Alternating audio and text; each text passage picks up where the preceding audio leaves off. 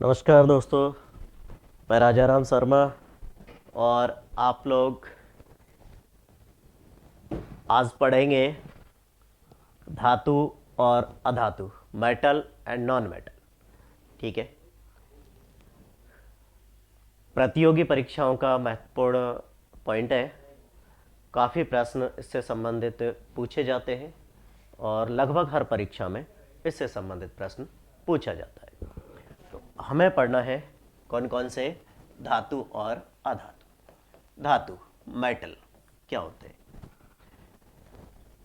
आवर्त सारणी में आपको पता है कुल 118 तत्व हैं। 118 तत्वों को हम दो भागों में बांटते हैं, मुख्य रूप से धातु और अधातु। उसमें से ही फिर कुछ तत्व उपधातु होते हैं, कुछ तत्व आदर्श गैस या अक्रिय तत्व भी कह देते हैं, जो किसी के साथ क्रिया नहीं करते। तो देखिए, हमें पढ़ना है धातु किसे कहेंगे। वो सब तत्व जो इलेक्ट्रॉन त्याग करके धन आवेशित हो जाते हैं।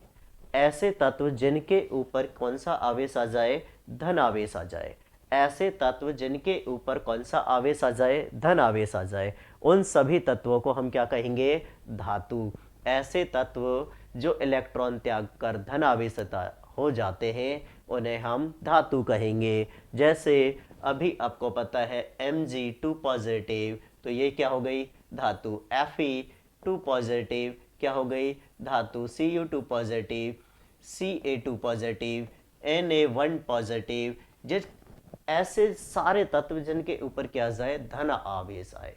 और धन आवेश कब आता है, इलेक्ट्रॉन त्यागता है कोई परमाणु।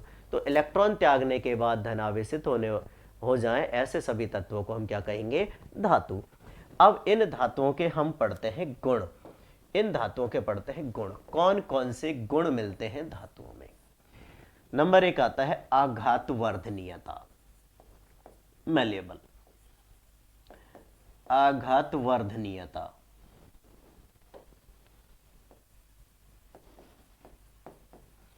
आघात वर्धनीयता का मतलब है कि कोई भी धातु, जब उस धातु पर आप चोट मारते हैं तो वो एक चद्दर का रूप ले लेती है। मतलब आघात या प्रहार सहन करने की क्षमता होती है। किसके अंदर क्षमता होती है, ये धातुओं के अंदर। तो धातुओं पर चोट मारने से वो चद्दर का रूप ले लेती है, जिसे बोलते हैं आघात वर्धनीयता। और आघात वर्धनीयता का गुण किसका है, धातुओं के अंदर मिलता है। ठीक है।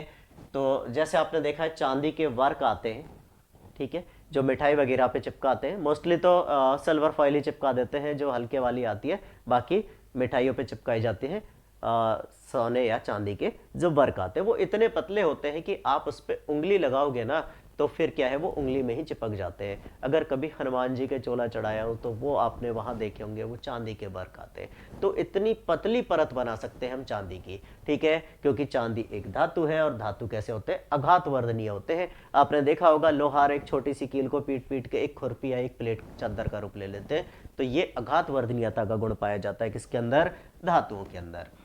दूसरा है तन्यता। ठीक है, तन्यता का गुण पाया जाता है। तन्यता से मतलब है कि धातुओं के हम क्या बना सकते हैं, तार बना सकते हैं। धातुओं के तार बनाए जा सकते हैं और धातुओं के इस गुण को कहा जाता है तन्यता। सबसे अधिक जो तन्य धातु है वो है सोना। सर्वाधिक सर्वाधिक तन्य धातु कौन है, सोना, जिसका प्रतीक होता है आपको पता है Au। सर्वाधिक तन्य धातु सोना। ठीक है भाई, सोना। इसका मतलब है कि सोने की कम मात्रा से भी काफी लंबा, काफी पतला तार बनाया जा सकता है। लगभग 1 ग्राम से लगभग 2 किलोमीटर लंबा तार बनाया जा सकता है। तो सोना सबसे तन्य धातु है। सोना सबसे तन्य धातु है। उसके बाद आता है धात्विक चमक। धात्विक चमक, जो धातुएं होती हैं उनकी ताजा कटी सतह चमकदार होती है। धातुओं की ताजा कटी सतह चमकदार होती है। मतलब ताजा कटी सतह को हम इसलिए ले रहे हैं कि जैसे हम सोने की बात करें तो सोना तो हमेशा ही चमकदार होता है। ठीक है, जब आपने सुना होगा कि सोने में काई नहीं लगती है, क्योंकि सोना सबसे कम क्रियाशील धातु है, इसलिए ये हमेशा कैसी होती है, चमकदार होती है। लेकिन हम अगर लोहे की बात करें तो आपने देखा होगा लोहे की ऊपर ऑक्सीजन की परत, ऑक्साइड की परत जमा हो जाती है, ऊपरी परत ऑक्सीजन से क्रिया करके ऑक्साइड बना लेती है, एक जंग का निर्माण कर लेती है। तो इसीलिए हम कहेंगे कि धातुओं की ताजा कटी सतह चमकदार होती है, ठीक है, जिसे हम बोलते हैं धात्विक चमक, और ये सभी धातुओं में मिलती है। उसके बाद एक चौथे नंबर पे आता है धात्विक ध्वनि। धात्विक ध्वनि को कहा जाता है सोनोरस। धात्विक ध्वनि या सोनोरस, इसका मतलब है कि जो धातुएं हैं उन धातुओं में क्या मिलती है, उनके ऊपर चोट मारने से विशेष ध्वनि उत्पन्न होती है। धातुओं पर चोट मारने से विशेष ध्वनि उत्पन्न होती है, जिसको हम धात्विक ध्वनि या सोनोरस कहते हैं, ठीक है। आपने देखा होगा जैसे स्कूल की घंटी है या फिर घर में जो बर्तन होते हैं उनके ऊपर हम चोट मारें, या कई बार वो गलती से हाथ से छूट के नीचे फर्श पे गिर जाए तो वो बहुत तेज ध्वनि उत्पन्न करते हैं। तो किसका गुण है ये, धातुओं का। नेक्स्ट गुण हम पढ़ते हैं कठोरता। तो धातुएं क्या होती हैं, धातुएं कठोर होती है, ठीक है। सबसे अधिक कठोर धातु है प्लेटिनम, सबसे अधिक कठोर धातु है प्लेटिनम, ठीक है। और इसमें अपवाद भी है, कठोरता में अपवाद है, कौन, सोडियम, सोडियम और पोटेशियम, ठीक है।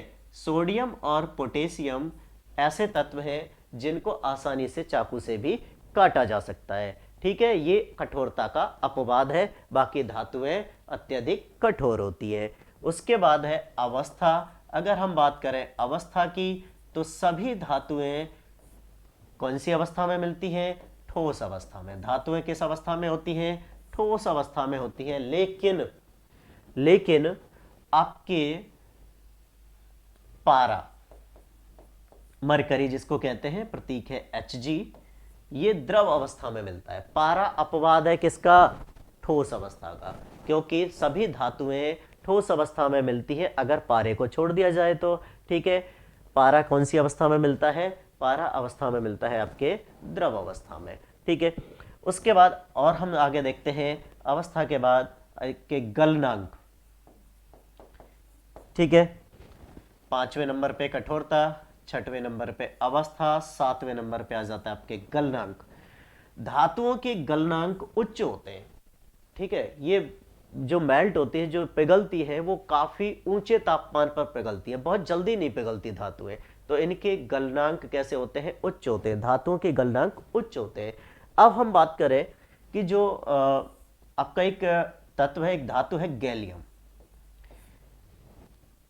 इसका ये एक अपवाद हम मान सकते हैं, इसको आप हथेली पे रखेंगे ना तो ये पिघल जाती है, मतलब इसका गलनांक बहुत ही कम होता है। इनका गलनांक होता है लगभग 31 डिग्री सेल्सियस, और ये अपने बॉडी का टेम्परेचर 37 डिग्री सेल्सियस, तो इसलिए हथेली पर रखने से आसानी से पिघल जाती है, ठीक है।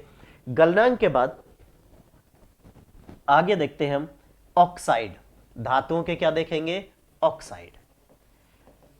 ऑक्साइड, अब देखिए ऑक्साइड में क्या होता है, धातुओं के जो ऑक्साइड होते हैं वो क्षारीय प्रवृत्ति के होते हैं। कौन से प्रवृत्ति के होते हैं, क्षारीय प्रवृत्ति के। आपने देखा है जब कई बार मधुमक्खी जब काट ले तो लोहा लगाते हैं तुरंत। तो लोहा क्यों लगाते हैं कि मधुमक्खी ने काटा है तो फॉर्मिक एसिड हमारे शरीर के अंदर इंजेक्ट कर दिया है, लेकिन जब हम लोहा लगाएंगे, लोहा की जो ऊपरी परत है वो ऑक्साइड में कन्वर्ट हो चुकी है, और वो ऑक्साइड जब हम लगाएंगे तो हमारी पता है क्या लगाएंगे, वो क्षारीय होता है, तो क्षार और अम्ल एक दूसरे को उदासीन कर देते हैं, तो इसलिए लोहा लगाया जाता है। मतलब आप समझ चुके हैं धातुओं के ऑक्साइड कैसे होते हैं, क्षारीय प्रवृत्ति के। और एक लास्ट हम इसमें पढ़ते हैं ये कैसे होते, अगर इनकी हम अभिक्रिया कराएं अम्लों के साथ, तो धातुओं की अम्लों के साथ क्रिया करने पर क्या निकलती है, हाइड्रोजन गैस बाहर निकलती है। इसमें एक अपवाद है नाइट्रिक अम्ल।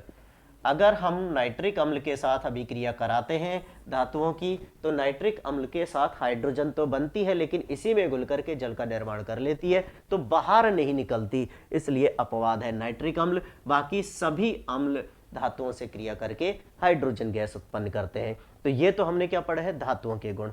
अगर हम बात करें अधातुओं के गुणों की, ठीक है, तो अधातुओं के गुण कौन कौन से हैं, देखिए।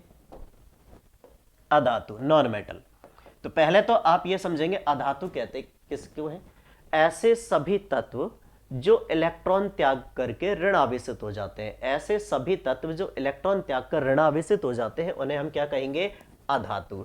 ठीक है, जैसे आप देख पा रहे हैं Cl नेगेटिव, F-1, ठीक है, O-2, ठीक है, आयोडीन, ये सब क्या है, सब अधातु हैं। तो अधातुओं की हम गुणों की बात करें, पहला गुण आ जाता है भंगुरता।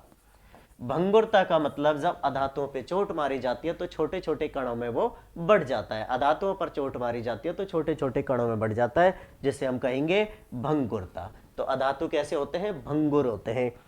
दूसरी हम बात करें अवस्था की, तो देखिए धातुओं की जो अवस्था है, धातुओं की जो अवस्था है वो कैसी है, ठोस अवस्था में भी मिलते हैं। ठोस अवस्था में जैसे हम कार्बन की बात करें, द्रव अवस्था में जैसे हम ब्रोमीन की बात करें, और आपके गैस अवस्था में जैसे हम बात करें आपके ऑक्सीजन की, आपके नाइट्रोजन की, ठीक है, और क्लोरीन की, ये सब क्या है, अधातु है जो कि गैसीय अवस्था में मिलती है।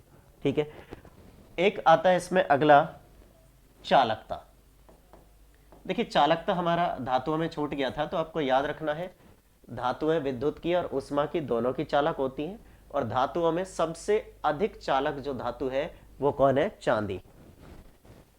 ठीक है, 10वें नंबर पे धातुओं में हम चालकता ले लेते हैं, और इसमें चांदी Ag सर्वाधिक चालक धातु होती है। ठीक है, अगर हम अधातुओं की बात करें तो अधातुओं में देखिए चालकता नहीं पाई जाती है, मतलब ये विद्युत और ऊष्मा की कुचालक होती है, लेकिन ग्रेफाइट में जो उसकी संरचना है उसमें क्या होता है, एक इलेक्ट्रॉन फ्री रह जाता है। तो एक इलेक्ट्रॉन फ्री रहने के कारण ग्रेफाइट विद्युत का चालक हो जाता है।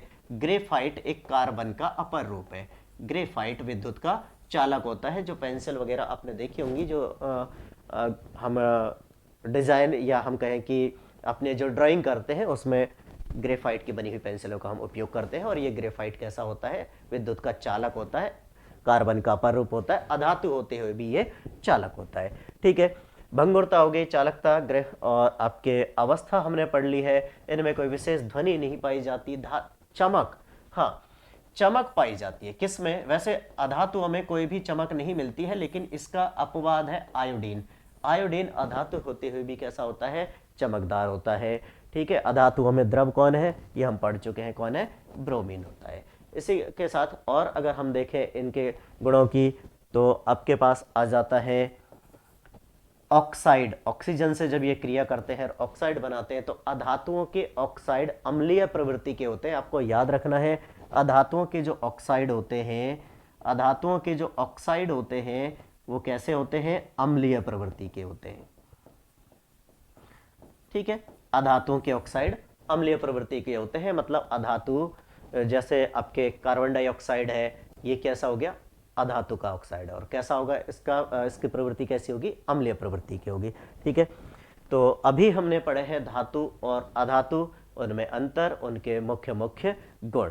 Thank you.